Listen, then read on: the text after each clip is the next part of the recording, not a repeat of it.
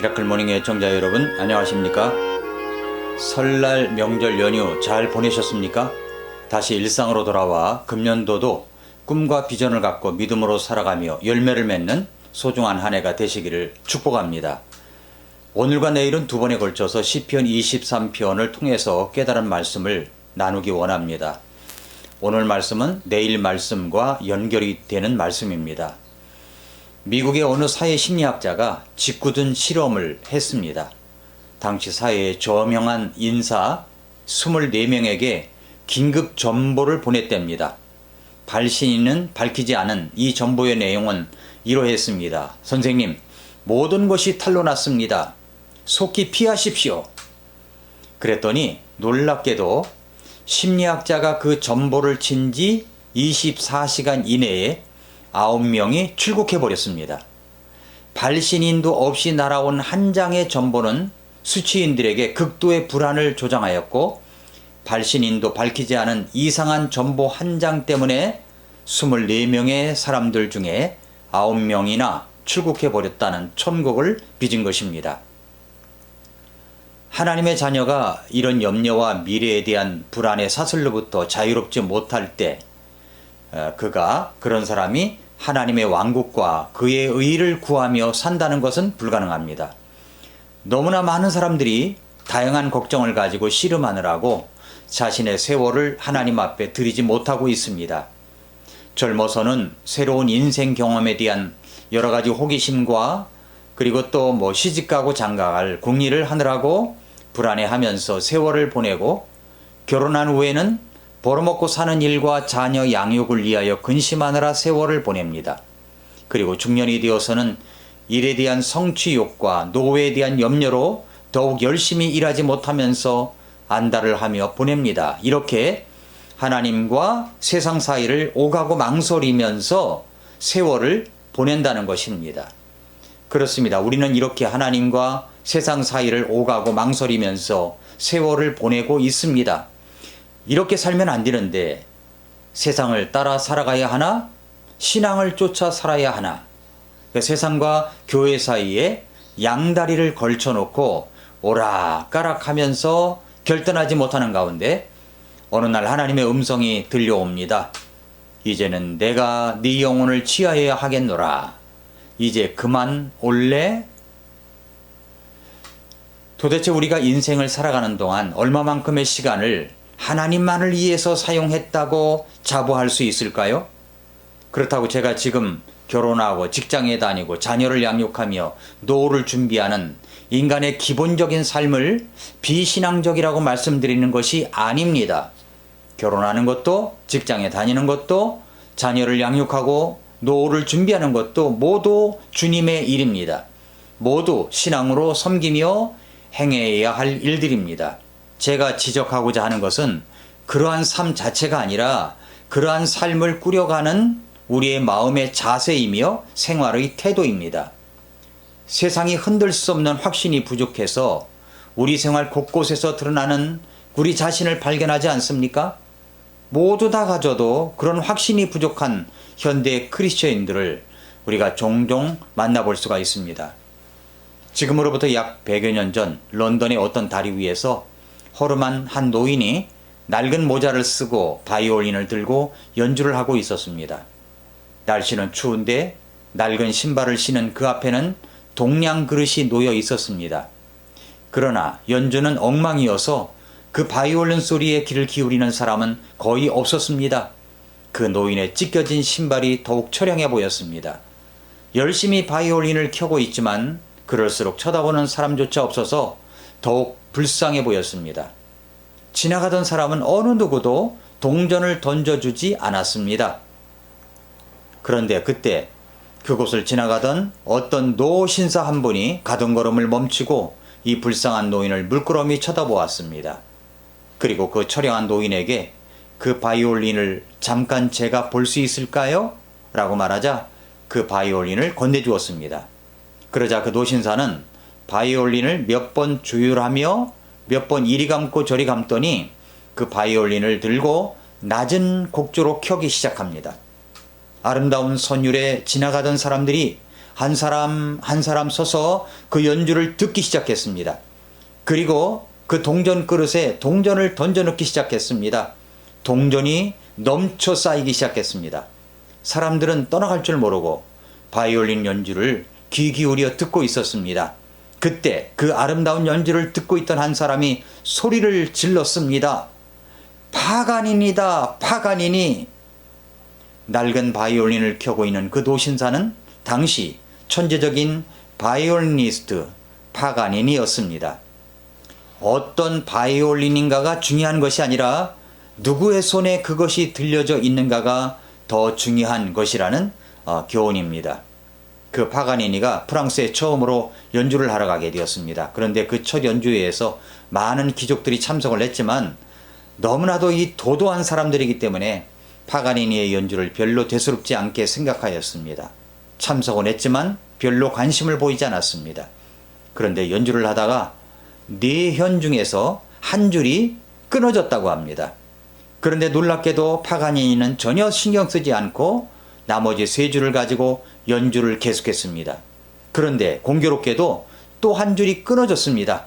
줄 2개를 가지고 연주를 할 상황이 되었습니다. 그런데도 조를 바꿔가면서 연주를 계속했습니다. 연주하다가 또 한 줄이 더 끊어졌습니다. 이제는 한 줄만 가지고 연주를 해야만 하는 최악의 상황이 벌어지게 되었습니다. 그런데도 불구하고 그 한 줄을 가지고 연주를 끝까지 마쳤습니다. 그랬더니 프랑스의 그 도도한 귀족들이 기립박수를 보내면서 찬사를 보내었습니다. 한 줄 연주의 기적입니다. 나쁜 조건 때문에 안 되는 것이 아닙니다. 우리 인생도 마찬가지입니다. 우리는 모두 4줄을 가지고 살아가는 인생이라고 생각합니다. 그러나 생각해 보십시오. 정말 우리가 4줄을 가지고 살아가고 있습니까? 자세히 그 인생을 살펴보면 한 줄 이상은 모두 끊어져 있는 것을 발견하지 않습니까? 그래도 우리의 인생 연주는 계속해야 됩니다. 어떤 줄이 끊어졌습니까? 어떤 사람은 건강의 줄이 끊어졌습니다. 우리는 꼭 건강에 있어야 한다고 생각합니다. 그러나 건강의 줄이 끊어졌다고 우리 인생이 끝나는 것은 아니라는 것입니다. 종교개혁자 존 칼빈 같은 사람은 온갖 병이 다 있었다고 합니다. 그런데 그는 27세에 기독교 강요라는 책을 썼습니다. 500페이지짜리 3권.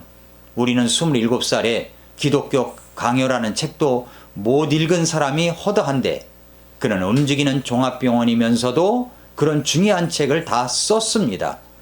우리는 이렇게 생각합니다. 건강해야 뭔가를 할 수 있다고. 그러나 건강하면서도 아무 일도 못하는 사람이 얼마나 많습니까? 건강하면 뭐합니까? 건강하면서도 아무 일도 안 하는데 건강이라는 줄이 끊어지면 좀 불편하고 어렵지만 그래도 말할 수 있다는 것입니다. 2008년도에 베이징에서 올림픽이 있었죠. 올림픽 종목 가운데 10km 수영 마라톤이라는 것이 있었습니다. 2시간이 넘는 긴 레이스를 하자면 엄청난 에너지가 소모되는 그런 경기입니다. 수영을 하면서 갈증이 날 때에는 국가 표시가 된 긴 장대에 음료수를 매달아 낚시하는 것처럼 갖고 있으면 자기 나라 선수들이 그 물을 채트려 마시면서 수영 레이스를 펼치는 것입니다. 그런데 이 수영 마라톤에서 눈에 띄는 선수가 있었습니다. 남아공의 나탈리 디 투아라는 여자 선수입니다. 나이 24살. 이 선수는 한쪽 발이 없는 외발 선수입니다. 2시간이 넘는 긴 레이스를 마치고 물 밖으로 나온 뒤에 쇠로 만든 의족의 의지에서 걸음을 옮기는데 디투아의 의족은 마치 로보캅의 다리처럼 햇빛을 받아 반짝였지만 그의 웃음은 더 눈부셨습니다. 수건으로 몸을 감싸고 쩔뚝거리며 걸어가는 디투아를 향해 우레와 같은 박수가 터져나왔습니다. 디투아는 베이징 순위 조정 카누 경기장에서 열린 올림픽 여자 수영 마라톤에서 10km 마라톤에서 2시간 49초의 기록으로 전체 25명의 출전 선수 가운데 16위에 올랐습니다. 디투아는 6세 때 6살 때 운동을 시작한 수영 선수였습니다. 그는 2000년 시드니 올림픽 선발전에서 아쉽게 탈락을 하였습니다. 꼭 다음 올림픽 무대에 서겠다고 각오를 다졌던 유망주였습니다. 하지만 2001년 17살 때 교통사고로 인해서 왼쪽 무릎 아랫부분을 다리를 잘라내야 했습니다. 그 당시 그녀는 모든 것을 포기했다고 합니다. 자신의 인생의 줄이 끊어져 버렸기 때문이라고 말합니다. 수영은 물론이고 공부도 인생 자체도 포기했었다고 기자들에게 말을 하면서 그녀는 눈물을 글썽입니다. 인생의 줄이 끊어진 것입니다. 그러나 그를 다시 일어서게 했던 것은 바로 수영이었습니다. 왼쪽 다리를 절단하고 나서도 그녀는 수영에 대한 열정을 버릴 수가 없었습니다. 그래서 그녀는 다시 수영을 시작합니다. 다시 수영을 시작하였을 때 마치 왼쪽 다리가 그대로 있는 것 같은 느낌이 들었습니다. 다시 수영을 시작합니다. 그리고 그는 2002년 영국 맨체스터에서 열린 영연방 대회에 출전해서 비장애인과 처음으로 겨룹니다. 여자 자유형 800m에서 8명이 겨루는 결승에 진출했고 당시 6관왕에 오른 선수를 제치고 최우수 선수가 됐습니다. 그리고 그녀는 근육을 더욱 단련시켜서 수영 마라톤에 도전을 했던 것입니다. 그리고 2008년 베이징에서 처음으로 정식 종목으로 채택된 수영 마라톤에서 2시간 49초로 25명 중에 16위로 들어오게 된 것입니다.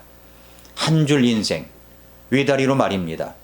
그녀는 다음의 꿈을 또 이야기합니다. 다음엔 5위 안에 들겠다고 말입니다. 여러분, 인생의 줄 중 건강이라는 줄이 끊어졌다고 포기한다는 것은 이분의 이야기를 들어보면 너무 사치스러운 이야기가 아니겠습니까? 어떤 사람은 사랑이라는 줄이 끊어진 사람이 있습니다. 괴롭습니다. 남녀 관계라는 것이 너무나 복잡할 때가 있습니다. 특별히 남녀 교제를 하다 보면 오래 사귀는 경우가 있습니다. 그럴 때 보면 여자는 마치 남자의 부인이라도 된 양 거칠게 변하는 경우가 있죠. 여자친구라는 본분에서 도가 넘어 잔소리하고 대들고 싸우고 그런다는 것입니다. 나이가 들면 거칠어진다는 것입니다. 여자의 매력은 20대의 부드러움이 30대도 있어야 되고 30대의 부드러움이 40대도 있어야 하는데 시간이 갈수록 나이가 먹을수록 거칠게 변한다는 것입니다. 남자는 그런 모습을 사랑하는 것이 아니라고 생각합니다. 그렇게 여자가 변하는데 형제가 안 변하겠습니까? 아직 결혼도 안 했는데 형제가 그런 거칠은 여자의 모습을 좋아하겠습니까? 그러다 보니 나이가 비슷하거나 한두 살이라도 거칠어질까봐 겁이 나서 7살 이상 차이 나는 여자아이에게 관심을 갖게 되고, 그러다 생각해보면 여자란 바로 저런 면이 있어야 해 하고 생각하다가 먼저 사귀던 거칠은 여자를 차버리고 새롭게 교제하는 남자를 보게 된다는 것입니다. 그래서 어떤 일이 벌어집니까? 여자는 울고불고 난립니다. 결국 여자도 남자도 사랑의 줄이 끊어질 수가 있습니다. 그럼 그런 사랑의 줄은 끊어지면 안 되는 것입니까? 끊어질 수도 있다는 것입니다. 지나가 보면 그놈과의 사랑의 줄이, 그녀와의 사랑의 줄이 결코 좋은 줄은 아니었다는 것을 깨닫게 된다는 것입니다. 사랑의 줄이 끊어진다고 살 수 없습니까? 살 수 있습니다. 사랑하는 애청자 여러분, 내 인생의 줄이 한 줄 끊어졌다고 연주를 할 수 없는 것이 아닙니다. 그 연주는 계속될 수 있습니다. 왜 그럴까요? 시편 23편 1절의 말씀처럼 주님이 나의 목자이시기 때문입니다. 주님이 끊어진 인생줄을 가지고 전전긍긍할 때 나와 함께 하시기 때문입니다. 주님이 나의 목자라는 확신이 분명하다면 끊어진 인생줄이라고 할지라도 다시 일어설 수 있습니다. 내일 이 말씀이 계속됩니다. 오늘도 미라클 모닝입니다.